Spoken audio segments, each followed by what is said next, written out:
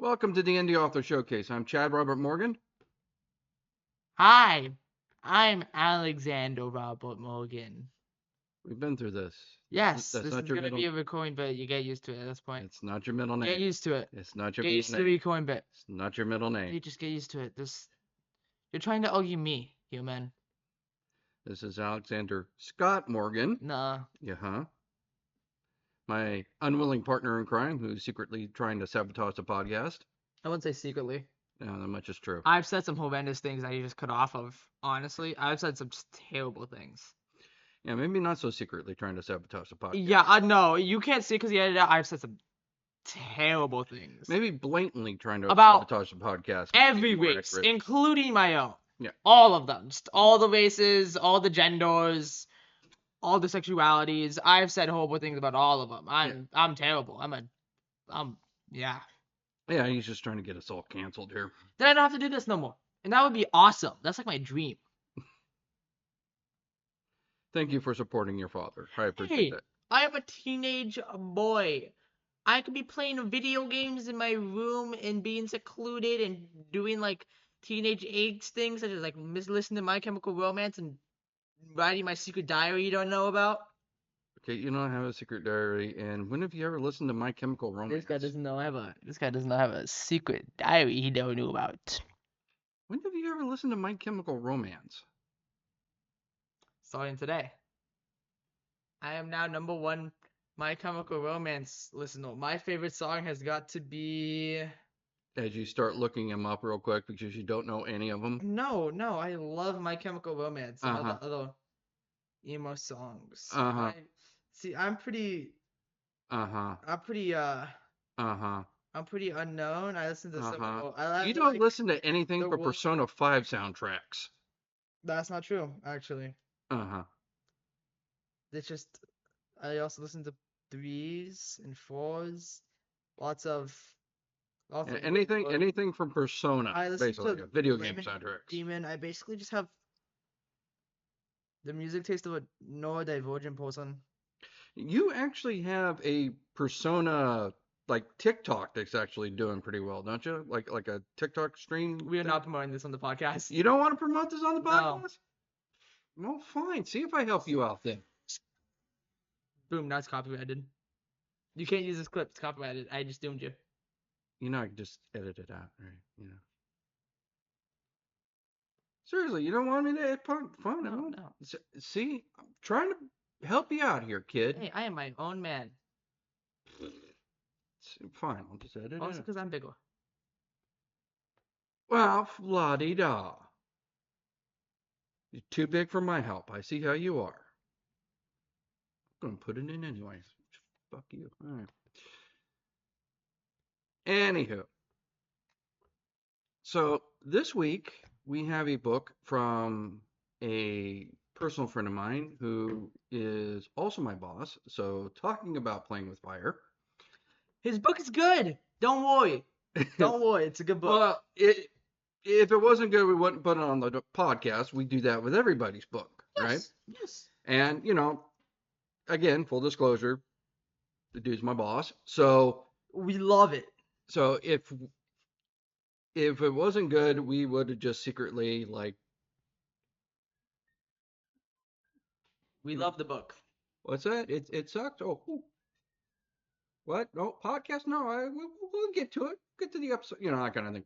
But no, But before we get to it, there's one thing I wanted to talk about, and this was something that unfortunately came to a little bit of a shock for Scott. Gasp. When he was working on the book, and hey, if it's about what I think it is, do not announce this. Oh, come on, we got to talk about this because this is kind of funny. This is fun. This is funny. It's fun. But okay. It's bad. It's bad. It's bad, but I mean, it's not like anybody but us is going to see this because he can't publish this. So that's sort of the point. But the fact he tried it is good enough. Okay, don't play the record. And okay, so we're gonna twist the story to make it sound a little better. You know what I mean? Okay, well. So as a test demo, purposely for only testing reasons. Well, I think one of the reasons he was doing this, first of all, is Scott does have I forget the exact name of it, but he does have an eye condition. He is um, hard of seeing in one eye. Like if you ever see him working on the computer, he's got a big screen. The text is all blown up, like super large. Um, so I think using this helped him to write the book because he could hear it read back to him. So I think he was using it partly as a writing tool. But he was also thinking that he could use this AI narration to publish it to Audible. And so he was like, "Hey, I know you've done this before already, and how are we doing this?" And everything like that. And what's really impressive about this is he started writing this about what 4 or 5 months before Comic Con. Yes. Got it done by Comic Con. Sold books at the Comic Cons. So he got this all written. Did better than we do. Yeah, we'll get to that, but he got it all written, edited, um, and put to print all within about 6 months, which is, really breakneck speed. On top of this, he was swamped at his day job, plus the other things that goes on in his personal life, which I won't get into in the podcast, but let's just say the dude doesn't exactly have a lot of spare time. Let's just put it that way. Um, so this was an incredible feat, and so I was talking to him. It's like, yeah, I know. So how do you get the book published? How do you get the this published? How do you do the audiobook published and everything like that? And he was saying, well, the audiobook is almost done. And it's like I was like, well, this is impressive. It's like, so the book is done. It's like, well, the book's almost done. It's like, wait a minute, how is the audiobook almost done if the book's not done? And it's like, well, the AI is generating it as I'm writing it. And I said, Audible won't take that. Also, AI bad. And, well, we'll get to that. Um, and you could kind of see that kind of pulled the rug out from under him because his plan was to have the digital copy, the print, and the audiobook all done by Comic Con. And it's still impressive he got the print and the ebook done in time, but that screwed his plans to get the audiobook done because now he's got to find an actual human person to read the book.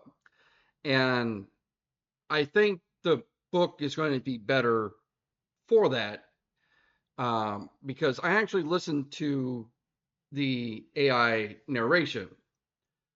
He shared me the Dropbox link. I listened to it because it's just more convenient for me to do the audiobooks, because I can listen to it at the gym, I can listen to it while I'm driving, that kind of thing.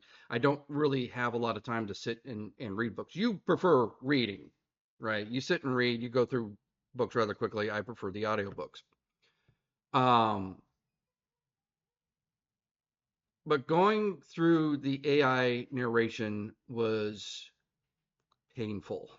Yikes! Yeah, I was never part of it. It was AI is bad for multiple reasons. You are off camera. Yeah, I'm getting there. I'm getting on the camera side. Now, AI is bad for multiple reasons. It's unethical, it's all that good stuff. But more importantly, it just sucks. This was bad. It was a bad listening experience. Don't ever make a audiobook with AI for ethical and practical reasons. Well, again, if you're doing an audiobook, currently, at least at the time of this recording, and I double checked it when I was talking to Scott, just to make sure the rules hadn't changed. Can't put up an audiobook if it uses generative AI to do the voiceover, which is good. That is, as of the time of this recording, that is still the rule. And it should stay the rule. You cannot use an artificial person for your narration. And it should stay the rule. Based on what I heard, did you lock him in your room? I don't think I did it on purpose. No, he Oh. locked himself from gammas. Okay. All right, let's get back. Snip, snip. So, based on what I heard, this is a good thing. Very good thing. Now, on the one hand, it is incredibly impressive how realistic this sounded. On occasion. No, no, no. This sounded like a real person doing a very bad narration. Wow. I mean, you could believe that this was a real person doing a horrible job narrating the book. Yeah, you could believe that. Yeah. In fact, I didn't believe it for a second, but I could have. Now, could you go over the infliction of said Okay. audio? So here's where there's two things where it really went wrong. First of all, it did tend to mispronounce words. Skabooba Skabooble. Hold on a second. Denim, settle down. Snip, snip. Settle down, boy. Well, it would mispronounce words like Gubernatorial. well, like I think it pronounced Gaelic like Gaelic once. That's Gaelic called like Gaelic. No. Whoa. We don't discriminate, but it's weird to lick the No. gays. Gaelic like in England kind of anyway. Um like Sybil, it kept pronouncing it Sybil, which I think it was supposed to be Sybil. You wouldn't know because the audiobook said it wrong. Well, I mean that's maybe he meant it says Sybil. I don't know, but I didn't actually read the book, so I didn't see the spelling. But there was times when it would mispronounce words. But the biggest offender, and this was where it got funny, It was kind of funny. is he picked a voice for the narration, And it was very dramatic. which worked when it was doing a dramatic scene. So it starts off with this very active prologue, right? And these people are, taking out their knives and they're fighting. Ah. The dinner is happening, and the house is burning down. I'm angry. And the voice worked for that. Yeah. Cut to a scene where Did you wake up in time? yeah, You need your breakfast. well, that happens. So there's a scene when the main character like wakes up and his romantic interest opens up the door. He goes, "You overslept. You missed breakfast." They had pancakes with waffles. It's just it's obviously was not supposed to be a dramatic moment. I mean, there's times when they're walking and they're joking with each other, but it's still the same dramatic tone. Like, oh my God, was that racist against vampires? I mean, and it gets to the point where it was comical because it was so out of place. The AI didn't know to change its inflection. Everything was in a dramatic tone, which again, most of the book is dramatic, so it worked for a lot of the book. But there were times when so it is a blessing in disguise for our friend Scott that he can't use this as an audiobook. So For both ethical and practical reasons. yes, well, he is currently looking for a honest God narrator to narrate the book. And you think you can do narration? I can do narration perfectly. Are you still in speech therapy? No. Really? No. Maybe I should. No, I can narrate perfectly fine. I don't know. You still quite can't. Do you not believe in my reading capabilities? You still you can read. You still can't quite pronounce. Do you not R's believe right. in my acting capabilities? It's you pronouncing R's. I'm a little hesitant. I could voice act perfectly fine. I'm just saying. Perfectly fine? Yes, you can voice act perfectly fine. Perfectly fine. Perfectly. I'm Boston. Perfectly. I live in Boston. Actually, this is actually filmed in Boston. Yeah, you might actually be able to pull off a Boston accent, but that's about it. That's good. You need to hit your R's better. That's what I'm saying. I will read everything perfectly. Anywho. Perfectly. So that was our adventure with the AI, which was, again, a little funny. And it is a blessing in disguise that our friend Scott can't use that audio. For both practical and ethical purposes, Yes. I would like to mention. His book is going to be all the better when he has a real person narrating the book, because it is a good book, and that AI narration was not doing it For both justice. ethical and practical reasons. So with that said, should we talk about the book? Yes, because then we get done faster. All right, let's go. Chop, chop, chop, chop, chop, chop, white boy.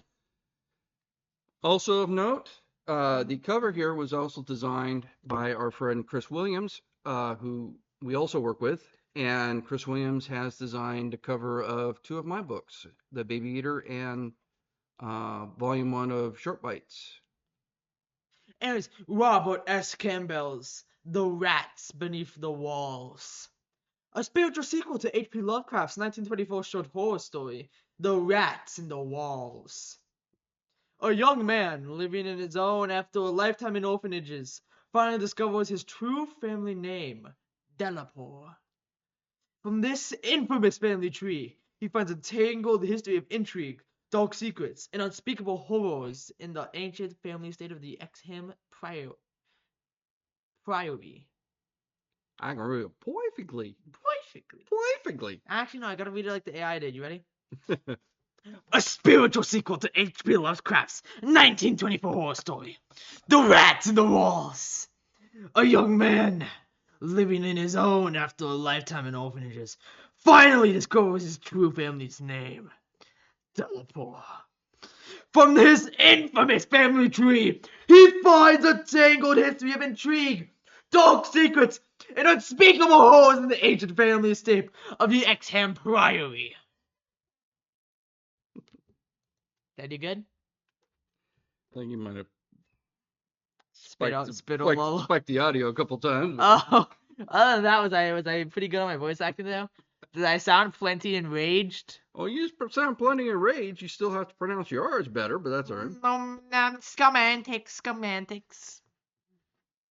So, I'm hoping you didn't realize I said scomantics wrong again. so again, we do give an honest review. So, what did you think of the book?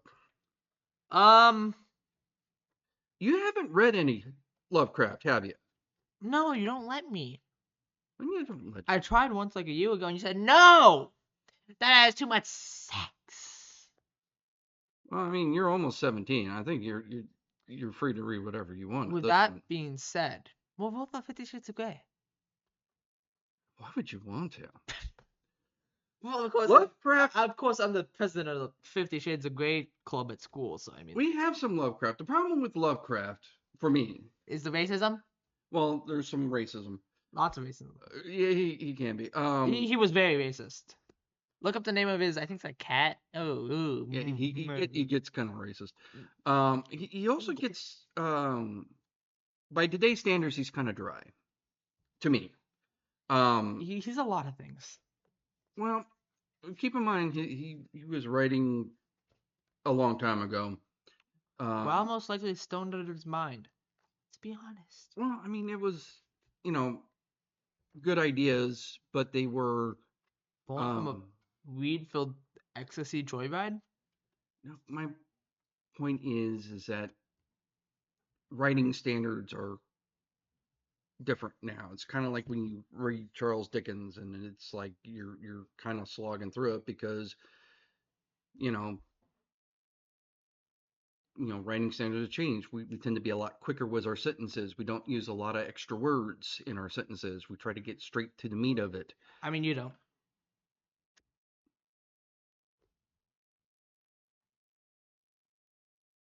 I'm doing a jab at you.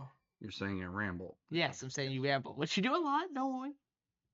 Well, this is actually what I'm doing with my book right now. Is I'm going through the editing phase, and my first pass is I run it through Grammarly. Ooh.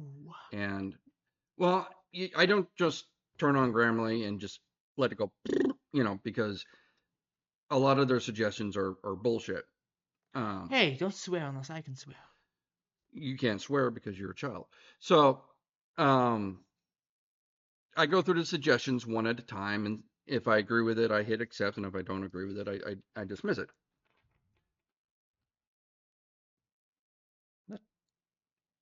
you're just making it take longer when you mess around. I just wanted to point out that Grammarly is in fact banned in my English class. Okay, well, I'm not doing your English class. I'm doing my next book. I just wanted to point that out. Anyway, so one of the things that Grammarly is often hitting me on is extra words, right? Did I really need to add all these extra words in this phrase? And I look at it and I go, okay, if I take it out, does it change the tone of what I'm conveying, right? Like if I say, both Selena and Sean turned to face the monster, do I need to say both Selena and Sean, or can I just say Selena and Sean turned to face the monster? Can I? Both is a pretty important word. You need to clarify. Well, it depends, because I'm joking. Please stop. I'm just saying it's in context. Um, Anyways, about the book. A little sidetracked. Just saying, you can read Lovecraft if you want. I just found him a little dry And racist. and very racist. Anyway, all the above. so what did you think about the book? It was wondrous. Okay, really, what did you think about the book? It was good. Okay. So I'll be honest, it started out really good with the prologue, right? And then it like totally dipped, and I started going like, oh Lord, what's going on with this thing, right? And I started getting a little nervous. Before long, Katie was. Yeah, I gotta read it like the. Before long, Katie was snoring softly in her bed. Just as the blankets over and quietly left the room. Like for 10 chapters, it's just like that. So, so the chapters are really short. It's like something like what, 40 chapters, 45. I mean, Yeah. it's not a very big book. It's only about 300 pages. Yeah, I mean it's a decent sized book. It's not. I mean it's a good sized book, but You're not gonna- it's not like The Stand. It's not huge. Yeah. But I mean it's a decent sized book. But it's like 40 chapters. Each chapters is pretty short, and so there's like about 10 chapters where I'm like, I would just I'm like, oh Lord, please, what's going on with this?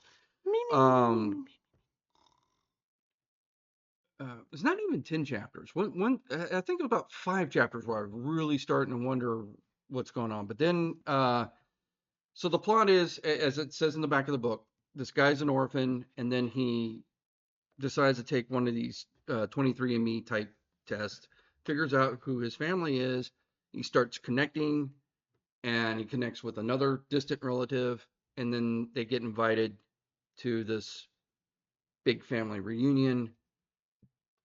He basically cashes out because he ain't got much to start with anyway. Cashes out. The two of them go. It's going to be this big adventure, and that's when things really start. Now, once you get there, then it starts taking off. So there's about 3 or 4 chapters where I'm like, that it was a little bit of a weak beginning, but once you get there, it did really start to take off, and he really got me back once we got to the severed penis. Yeah, that was a good one. I'm sitting here reading. He's investigating this like cavern kind of thing where the hooded monks are hanging out at, and he finds a severed penis. I'm like, I'm back.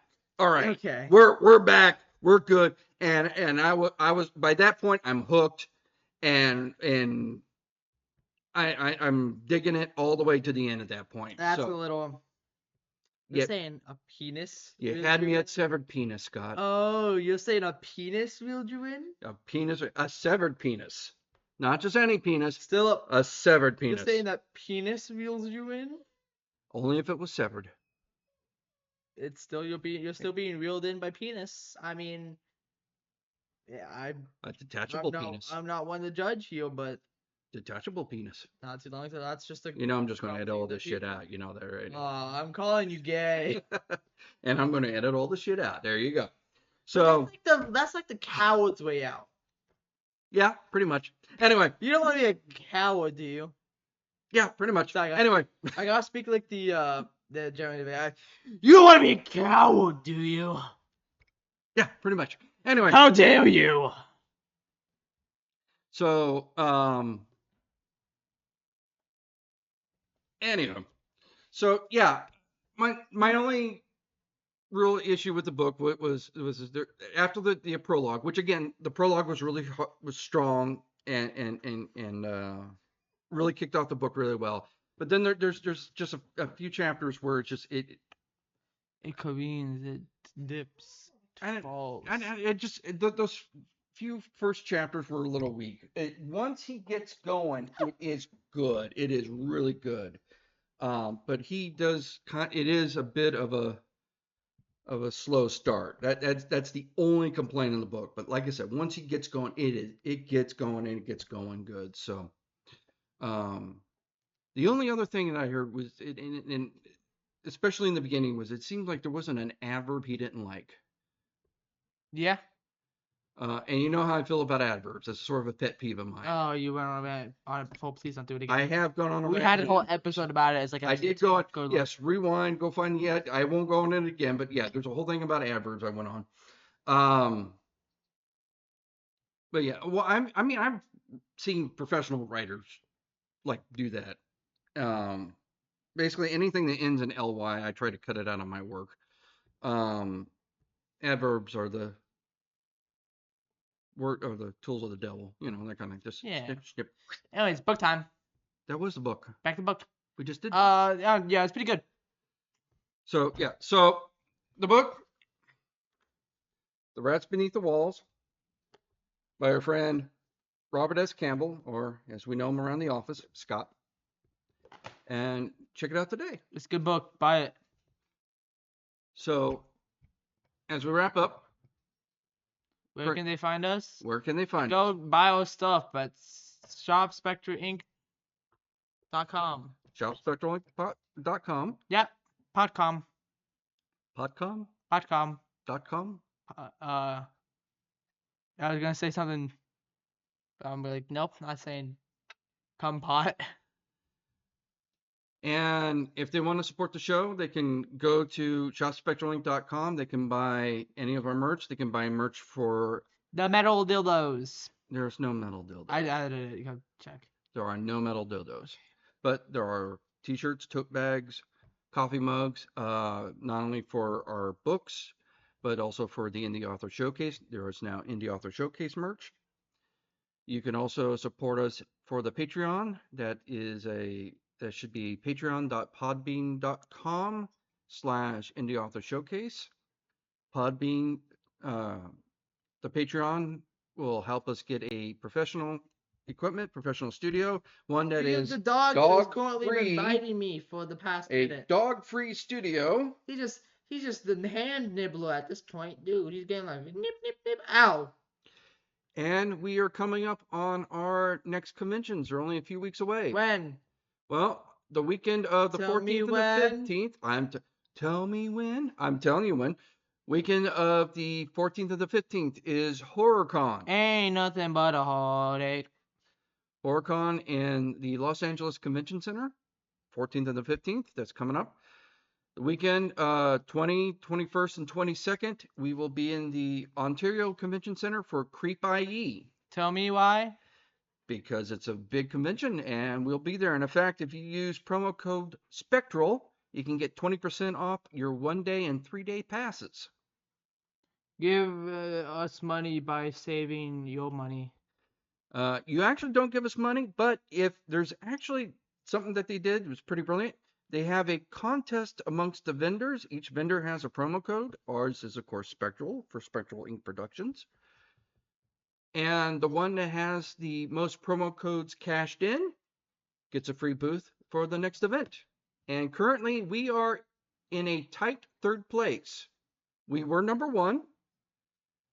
Right now, we are third place at 11, and 2 people are tied for first place at 12. So 1 more, and it's a 3-way tie, and 2 more. What if you just use our own code? Like buy a ticket? Yeah. I mean, we could. That would tie it up. Bigot. I don't know. But then somebody else going to buy it. I mean, how many times can I pull that trick? I mean, it's $1,000 for a booth. It might be worth it in the long run. Anyhow. But after that, see, there'll be about a couple weeks, and then we'll have Son of Monsterpalooza in the Marriott and Burbank Convention Center. Wow. We good now? Don't you like spending time with your No. I'm hurt. Okay. I just want to get this dog off me, man. He's the nibbler. This is why we have a Patreon, so you can help us get a professional dog-free studio. Was it Matchable Penis? Maybe it's the one in the book. Okay, with that, we're gonna say toodaloo. So I can get this dog off me. Toodaloo, toodaloo, toodaloo. Goodbye. Ah!